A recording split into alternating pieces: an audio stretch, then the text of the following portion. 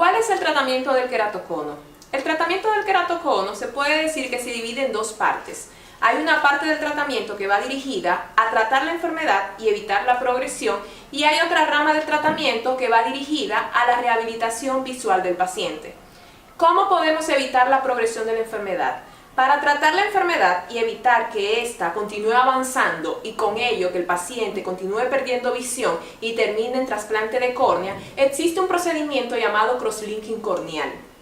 El crosslinking corneal es un procedimiento que consiste en impregnar la córnea con un medicamento para luego ésta ser sometida a una irradiación con luz ultravioleta. De esa manera logramos inducir un endurecimiento corneal para que ésta se quede tal como está en el momento que realizamos el tratamiento.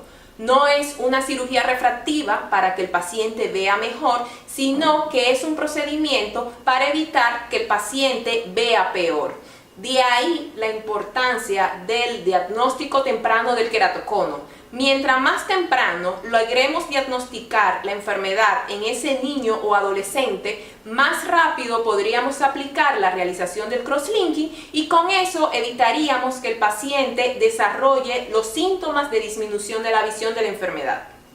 Otra rama del tratamiento del queratocono consiste en la rehabilitación visual de los pacientes.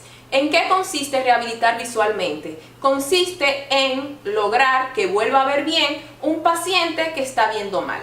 El tratamiento visual del queratocono va a depender de la etapa de la enfermedad en la que la diagnostiquemos. Generalmente en las etapas iniciales el paciente logra ver bien con gafas, que generalmente corrigen la miopía o el astigmatismo que el queratocono haya inducido.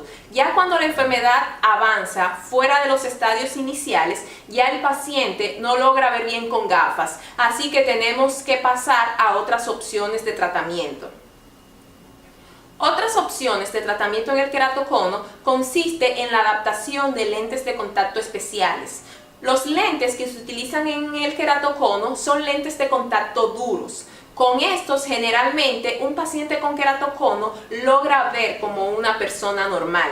Como son lentes de contacto, el paciente tiene que tener en cuenta que no debe de dormir con ellos, o sea que puede colocárselos en la mañana y retirárselos al final del día cuando ya su demanda visual no es tan importante.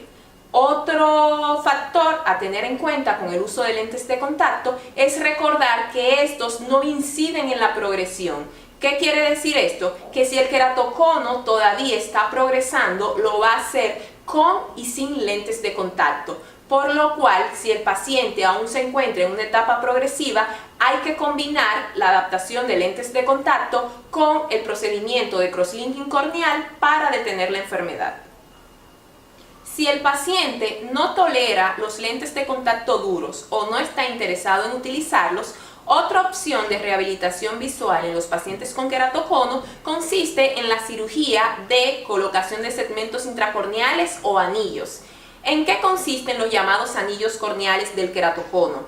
Consisten en unos segmentos de plástico, de un plástico especial, que se introducen en el espesor de la córnea y de esta manera logramos aplanar mecánicamente.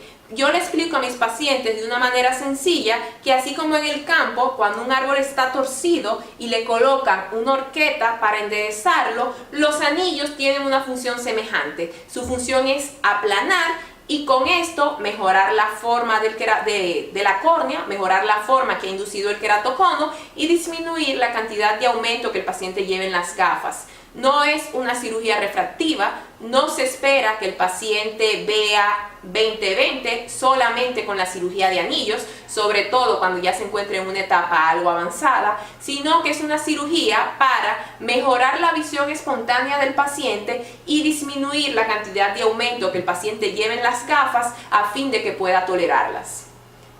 Algo importante que hay que tener en cuenta es que los anillos no impiden la progresión del queratocono, por lo cual si el paciente se encuentra aún en una etapa de progresión, es necesario combinar la cirugía de anillos con el crosslinking corneal a fin de rehabilitar visualmente al paciente y lograr detener la enfermedad.